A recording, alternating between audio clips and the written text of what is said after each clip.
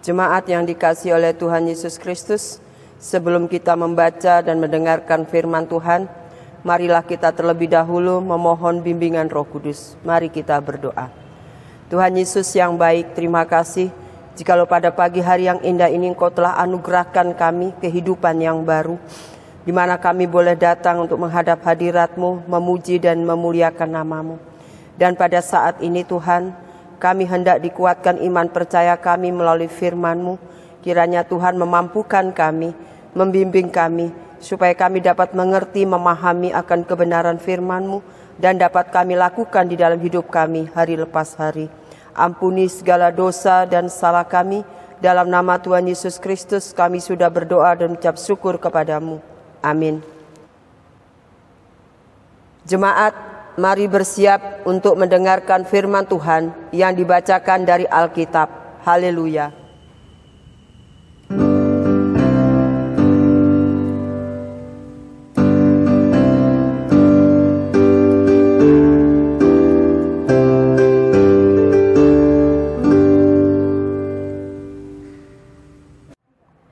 Bacaan Alkitab dalam ibadah ini terambil dari 1 Yohanes 2 ayat 7 sampai dengan 17 yang menyatakan, "Saudara-saudara yang kekasih, bukan perintah baru yang kutulis kepada kamu, melainkan perintah lama yang telah ada padamu dari mulanya. Perintah lama itu ialah firman yang telah kamu dengar. Namun, perintah baru juga yang kutuliskan kepada kamu telah ternyata benar di dalam Dia dan di dalam kamu, sebab kegelapan sedang lenyap dan terang yang benar telah bercahaya. Barang siapa yang berkata bahwa ia berada di dalam terang, tetapi ia membenci saudaranya, ia berada di dalam kegelapan sampai sekarang.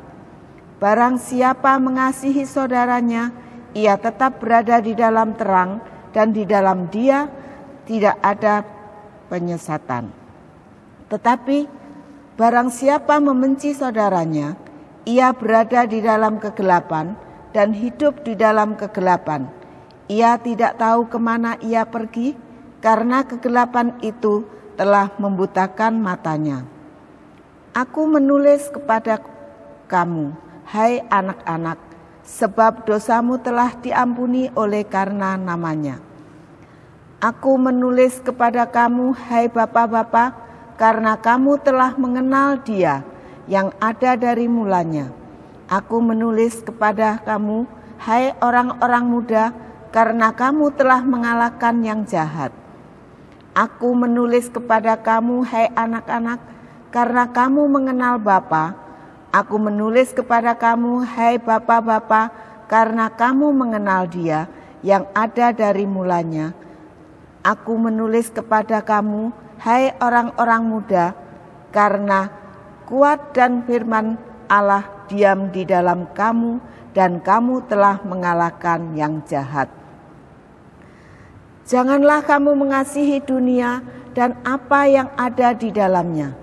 Jikalau orang mengasihi dunia, maka kasih akan Bapa tidak ada di dalam orang itu.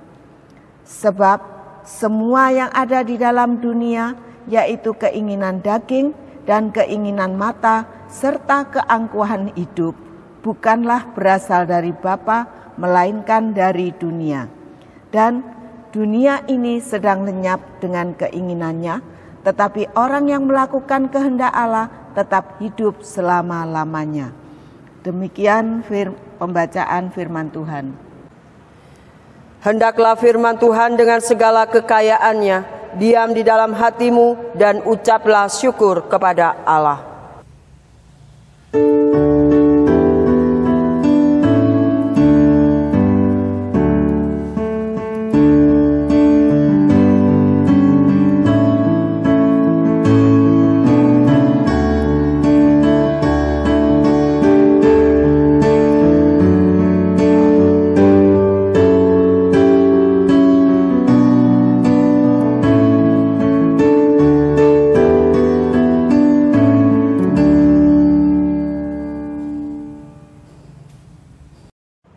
Jemaat yang dikasihi oleh Tuhan Yesus Kristus, tema kita pada minggu sore hari ini dengan judul komunikasi spiritual. Komunikasi itu adalah bukan hanya percakapan saja, tetapi membangun hubungan atau berinteraksi dengan orang lain. Tentu di dalam membangun hubungan atau ketika kita berinteraksi dengan orang lain, pasti akan dilakukan dengan baik, dengan hormat, dengan santun. Hal ini harus dilakukan agar komunikasi atau berinteraksi atau berhubungan tetap dapat berlanjut. Bapak, Ibu, saudara-saudara yang terkasih di dalam Tuhan Yesus Kristus, karena itu cara berkomunikasi dengan baik, menggunakan bahasa, tutur kata, gerak-gerik dengan baik. Hal yang sama juga harus dilakukan ketika kita mau berkomunikasi atau berhubungan dengan Tuhan. Kalau manusia atau sesama kita saja berupaya untuk melakukan dengan baik, apalagi kepada Tuhan yang Maha Kuasa. Itulah sebabnya penulis kitab 1 Yohanes mau menjelaskan tentang Allah yang berkuasa dan memberikan perintah yang baru tentang mengasihi. Saudara-saudaraku yang terkasih di dalam Tuhan Yesus Kristus, yang menjadi pokok pengajaran Tuhan Yesus ketika ia ada di dalam dunia. Dalam bacaan kita, penulis yaitu Rasul Yohanes menjelaskan bahwa perintah yang baru tersebut sebenarnya sudah Allah bicarakan pada zaman lampau, khususnya kepada nenek moyang Israel ketika mereka keluar dari Mesir dan berhenti di kaki gunung Sinai. Jemaat yang dikasihi oleh Tuhan Yesus Kristus, di mana kepada Musa diberikan 10 hukum Taurat dan oleh Tuhan Yesus disimpulkan menjadi 2 kalimat besar. Seperti yang tertulis dalam Injil Matius, kita akan baca bersama-sama Injil Matius pasal 22 ayat 37 sampai dengan 40. Demikian bunyi firman Tuhan. Jawab Yesus kepadanya, kasihilah Tuhan Allahmu dengan segenap hatimu dan dengan segenap jiwamu dan dengan segenap akal budimu. Itulah hukum yang terutama dan yang pertama. Dan hukum yang kedua, yaitu sama dengan itu, ialah kasihilah sesamamu manusia seperti dirimu sendiri. Pada kedua hukum inilah tergantung seluruh hukum Taurat dan kitab para nabi. Saudara-saudaraku yang terkasih, dalam hal ini Tuhan Yesus memberikan pengajaran bahwa komunikasi spiritual adalah ketika kita mengasihi Allah dengan cara mewujudkan rasa hormat, simpati dan empati terhadap orang lain, serta mengajar dan menjaga tutur kata agar tidak melukai hati sesama. Itulah kasih yang sejati. Bahkan penulis 1 Yohanes ini mau mengatakan, barang siapa berkata bahwa ia berada di dalam terang, tetapi ia membenci saudaranya, ia berada di dalam kegelapan sampai sekarang. Jadi ketika kita membenci saudara kita, kita masih ada di dalam kegelapan. Saudara-saudara yang terkasih di dalam Tuhan Yesus Kristus, dan karena ia masih hidup dalam kegelapan, ia tidak tahu kemana ia pergi, karena kegelapan itu membukakan matanya. Di ayat 9 sampai dengan 11. Jadi dapat dikatakan bahwa tindakan kebencian terhadap orang lain sama dengan kita sedang membenci Allah, dan tentu kebenaran tidak ada di dalam kehidupan kita. Karena itu Yohanes mengatakan di ayat 12, kita baca bersama-sama di ayat 12 dikatakan,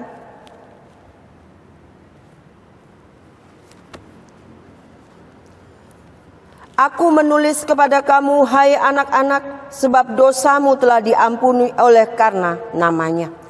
Di sini Yohanes menyebut kata anak-anak, karena seorang anak sangat membutuhkan bimbingan, nasihat, dan pengajaran.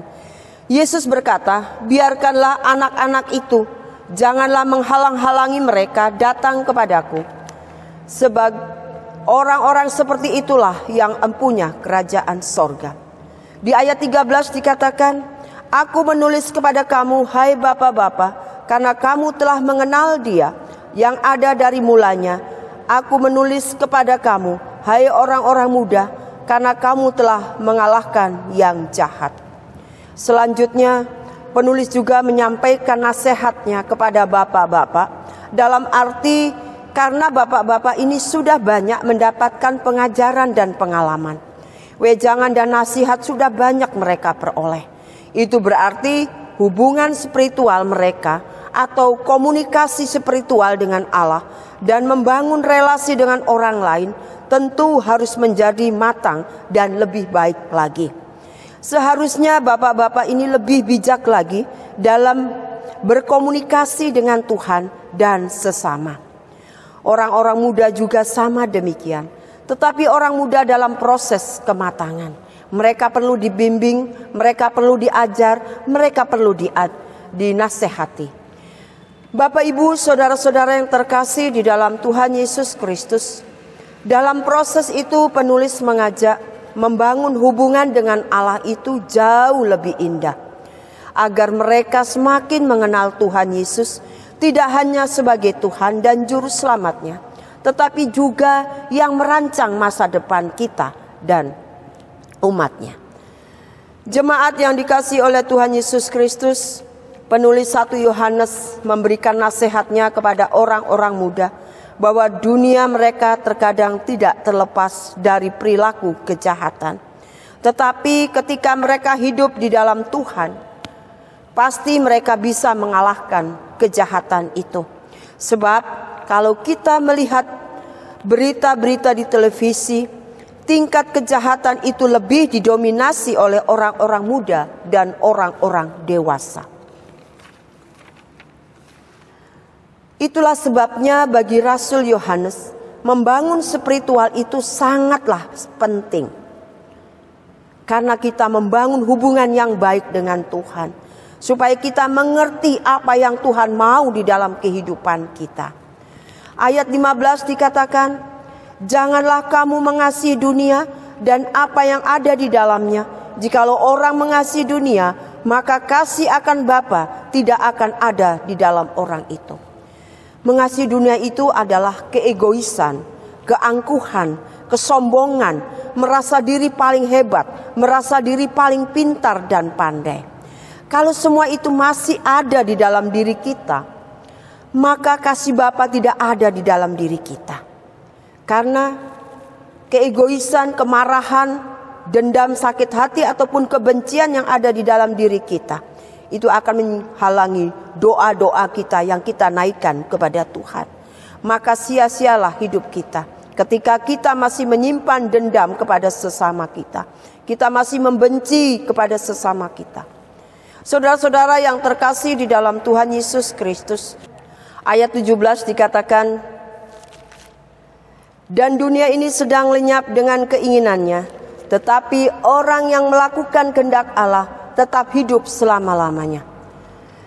Komunikasi spiritual itu penting supaya kita semakin bisa mengalahkan dunia atau mengalahkan daging kita. Karena itu, ketika orang mendengarkan firman Tuhan dan mengena diri kita, jangan marah, jangan tersinggung. Ketika kita ditegur melalui firman Tuhan, kadangkala kita bereaksi, kita tidak suka dengan apa yang mereka sampaikan. Tetapi kita harus introspeksi diri, karena Allah sedang berbicara kepada kita melalui orang yang menyampaikan akan kebenaran firman Tuhan, untuk mengubah hidup kita menjadi lebih baik lagi. Tuhan berupaya menguasai hidup kita dan hendak mengangkat kita dari alam maut untuk memberikan damai yang kekal di dalam hidup kita. Mengapa Allah mau melakukan itu semua? Karena Ia begitu mengasihi kita, dan kasih Allah itulah kasih yang menyelamatkan. Dari bacaan kita pada sore hari ini, pesan firman Tuhan pada sore hari ini adalah di mana Yohanes mengajak kita untuk hidup dalam kehendak Allah dan tetap konsisten melakukan dan menerapkan firman Tuhan dalam hidup ini. Yang kedua, maka Allah berjanji memberikan hidup yang kekal bagi mereka yang setia. Oleh sebab itu, orang yang sudah hidup dalam terang seharusnya tidak melakukan kejahatan, karena orang yang melakukan kejahatan pasti masih hidup dalam kegelapan dan tidak ada sukacita di dalam hidupnya. Amin.